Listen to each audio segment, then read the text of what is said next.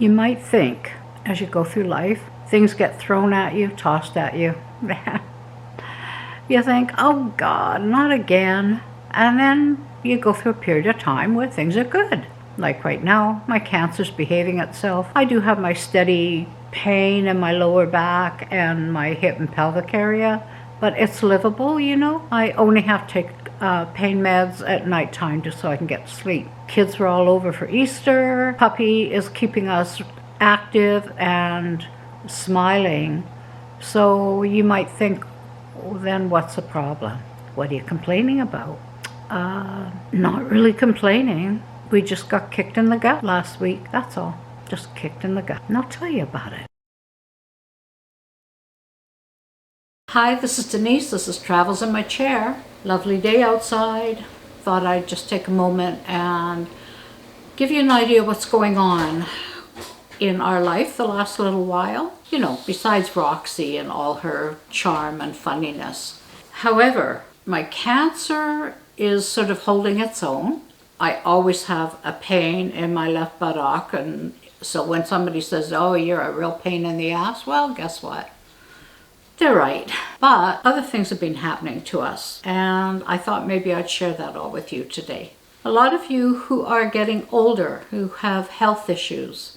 In my case, I have MS, so I'm in a wheelchair, and I have secondary breast cancer, which has gone to my bone. And my husband, we've been married for almost 51 years, is also my caregiver, as in he helps me get in and out of bed, he helps me get dressed, he helps me when I have a shower. Well, he's been having problems with his legs, and his legs have been aching, and so he hasn't been doing much walking.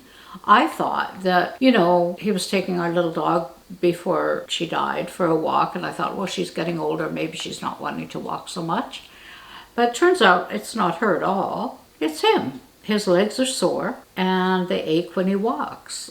Went to the doctor, and the doctor tested and said, I think we should get you to see a cardiovascular surgeon. Your legs seem, you're not getting good circulation in your legs. So he was scheduled for a CT scan with contrasting dye, and that was at the beginning of January, and nothing happened. And in retrospect, knowing now what I know, we should have pushed harder to have that CT scan done sooner. But it got lost in translation, and when I called, they had no record of it. And so instead of getting a CT scan in January, he didn't get a CT scan till April or the end of March. And it showed that both the arteries in his legs were completely blocked. So in essence, and he knows this, that he's a walking time bomb. So in another week, he's got an appointment with a cardiovascular surgeon. And we don't know what is going to happen. Now, for any of you that are in a position like this, where you're sick and now your partner is sick, and now arrangements have to be made that you weren't thinking that you would have to make. It puts a lot of stress on a relationship, I will say. Thank God we have Roxy, and she's our comic relief. And I have to say, thank God we have our family so close, because otherwise I don't know what I'd do. So I would lie if I said we weren't afraid, because this is major stuff. And the doctor's already told Alan, if your legs start hurting more, a pain that doesn't go away, and a pain that is really excruciating, you get your little butt to the ER immediately. And of course then they'd fly him out to a major hospital. We're trying to avoid a heart attack or a stroke, as you can imagine. The stress level in our house right now is pretty high. I think partly he's worried about himself and partly he's worried about me. I'm saying, don't worry about me, I'll figure something out. And I've already talked to my daughter about getting me respite care into a nursing facility nearby, if necessary. Because after he has his surgery, and God knows when it's going to be, he won't be able to do anything for 6 weeks. So now I have to just worry about me not giving him stress because he won't be able to do anything. And I'm pretty familiar with this, as a matter of fact, because my dad had many issues with heart attacks and so forth, and my mother wasn't doing very well either. And his biggest frustration was not being able to help her and not being able to do anything. At that point, he wasn't even allowed to vacuum.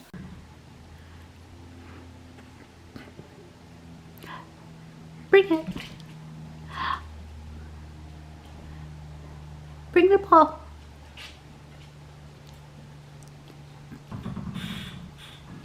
And he felt like he was just a big lump.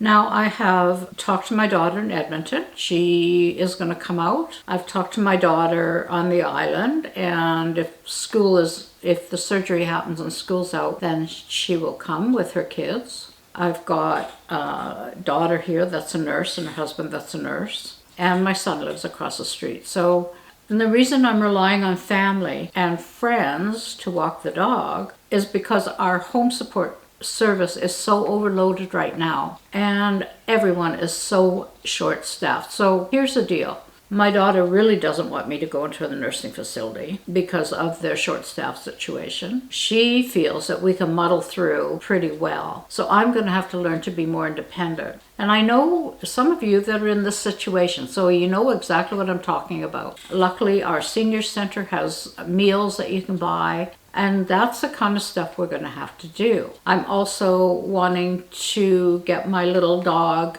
onto ordinary dog food so that if I am being the one that has to feed her, I can do it easily, because right now I really have problems. I'm sitting low down in my wheelchair and I can hardly reach anything on the counter. I know it sounds trivial, but it's pretty major for me because I haven't really had to do a thing for myself. And I'm losing all my hair, but it's happening slowly, so I just went and got it cut short, and God, I may end up having to wear a wig, but what the heck, if it happens, it happens. Right now, I just have to concentrate on not falling and making sure that our house is safe and that I'm safe. We're now just counting on the fact that I'm going to need care, but what about if my husband needs care too? Coming out of surgery is not going to be easy. Once we find out when they can do the surgery, then we've got to try and line up some kind of home support system that can help us both, and scheduling family and scheduling friends that can or that are able, because you know we're all in the same age group and we've all got health issues. It's not easy anymore. So that's what we're trying to do, and as I say, it's bringing a lot of stress into the house right now because we're up in the air. We had planned major holidays for this year. I rented a wheelchair accessible motorhome to go to Calgary in June. We're leaving next month to go to the island, of which I'm going to cancel all that because even if he doesn't have the surgery, I believe that we will be safer being at home where we're close to the hospital and where they know us. Because some of this could have been avoided if the CT scan had happened in January. The surgery might have already happened already. You try not to be angry about it and you just try to be accepting. So if you're in a situation where you have a spouse, partner that's having health issues, and you have health issues too, or you're getting older, you have to sit down and be practical about what you can do to make life okay. Now, I'm talking about, home support, and depending what country you live in or where you are, there's different levels of home support. You're going to have to probably say, well, I'm not going to be so fussy about if my house is clean because I'm not going to take a chance on cleaning it and I've got nobody to do it. So there you go. It's going to be dirty for however long it's going to be dirty for. Meals. Because of COVID, a lot of the restaurants in our community and the senior services have put together meals that can be picked up, paid for. You can get them online, you can even get them delivered. Meals aren't as big of a problem for most people. For me, a little bit of a problem because I can't stand up to turn on the oven. Everything is up out of my reach or too low for me to reach. So I'm reliant on someone to do all that for me. And I gotta tell you, it's frustrating. There's times I just want to scream or break into tears because all I need is another foot, and I could reach stuff on the counter. All I need is to be able to stand up and hold on to something, and I could reach the cups in the cupboard, but I can't. So I feel helpless, and I feel like I'm totally dependent on my spouse, Alan. And it's not fair to him because that puts stress on him. And it's not fair to me because I'm feeling guilty for something I can't help. I feel like I'm ranting today, sorry, but I've got this all building up inside. Tears. Pretty emotional, I have to say. It's pretty emotional. Sorry. We're a bit scared right now. because we realize how fragile our lives are. And we realize how quickly things can change. How you can be going along one minute laughing your head off at your little puppy scrambling on the floor, and then the next minute you're going, oh God, who's going to take care of her? Anyway, that's the way it is. My girlfriend said, I'll come and walk her. I know I can get hold of my 2 older granddaughters and they'll come and walk her. She'll be okay. It's just that she's really young right now and needs more care than normal. But she's also giving more love than we can even imagine.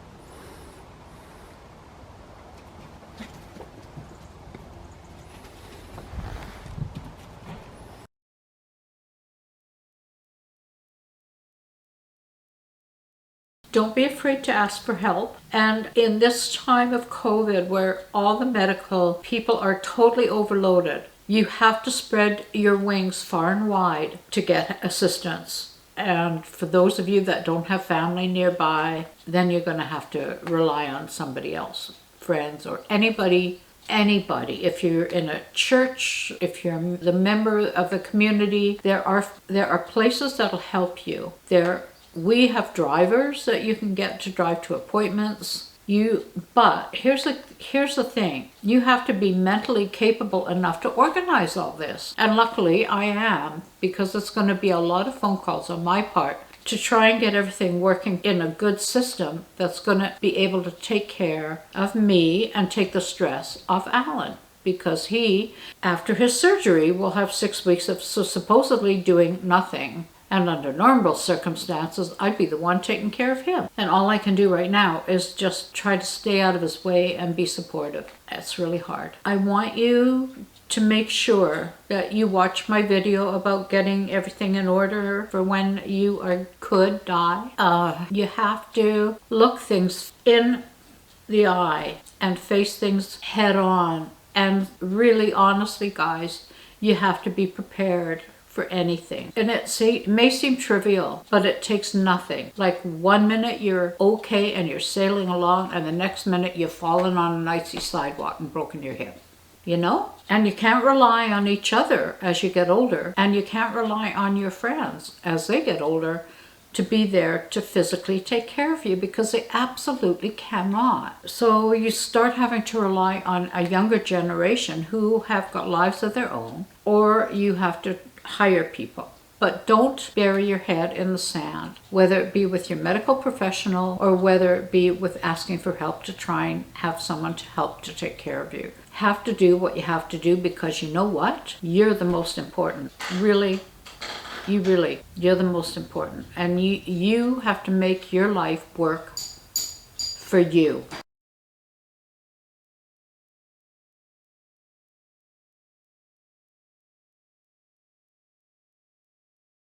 Now, of course, I can't close off today without showing some pictures of Roxy, because she has a following now. She has a little fan club, apart from her vet, who she went to see. And as he's examining her and saying, oh, you got a good one there, she's jumping up and nibbling on his goatee, and he's giggling. She loves everybody. She hasn't met a dog she doesn't like, and she hasn't met a person she doesn't like. And that's how we want her. I don't need a guard dog. I need a dog that's really social. She's 80% perfect. The 20% that isn't perfect is that she's nipping and lunging, that we're working on diligently, and she still won't go to the bathroom outside. She'll hold it and hold it and hold it and hold it, and poor Alan will be standing there with her on a leash looking bored, because that's what you're supposed to do, waiting for her to pee or poo.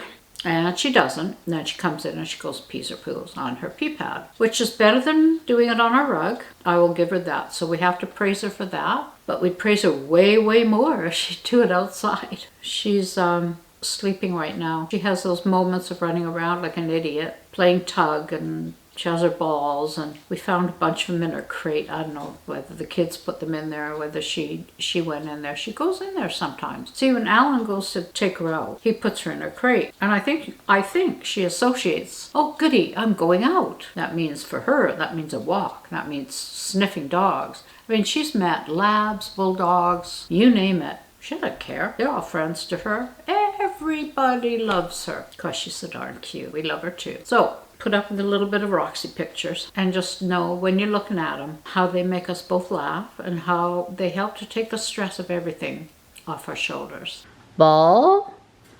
Throw. Bring it back. Good girl. Good girl. Bring it here. Now she gets waylaid because now we have Santa. And Santa's one of the toys she's allowed to tug on. And this is the other one that she's allowed to tug on. But then now we have a ball. Now this could be interesting. And she wants me to tug with Santa. Santa, as you know, the only thing that is recognizable about Santa, because he's probably about 16 years old, is the fact that he's still got some red on him. He's been sewn so many times, but he's gone through 3 dogs, so one was a Malamute wolf. Now, we do have a ball there. We do have a ball. Yes, we do. We do have a ball. Ah, tug, tug, tug.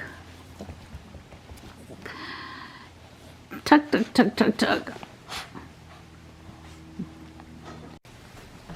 Yesterday,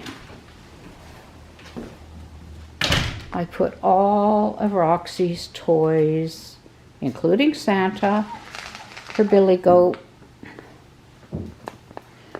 an alligator, which she found yesterday, a teddy bear, her beaver, kid's puppet, kid's elephant, her ball, a raccoon, another raccoon, and her chew toy.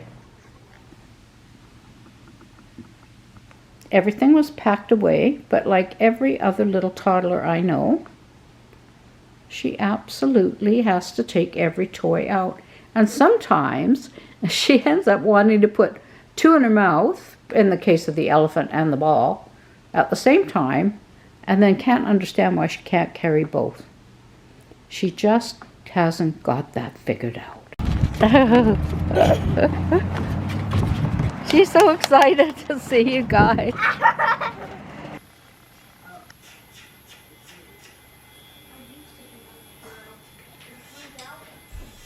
So Roxy went to the groomer a couple of weeks ago, and the groomer suggested that she be swaddled like a baby and get her nails cut. So it looks to me like that's successful. Angela's holding, Isla's watching, Grandpa's doing with the Dremel. I know that sounds like a wood making tool. Thanks so much for coming along with me today. I'll be back in a couple of weeks with news, because by then Alan will have had his meeting with his surgeon. And take care of yourselves. Please subscribe if you haven't. Like if you want. And comment. I love reading your comments. You guys are just an amazingly supportive group of people. Honestly, and if you're going through your health issues, you're really tough. You're warriors, all of you. And I know you know what I'm going through. I know it. And so I do appreciate you sticking with me. I'll see you in a couple of weeks. Bye for now.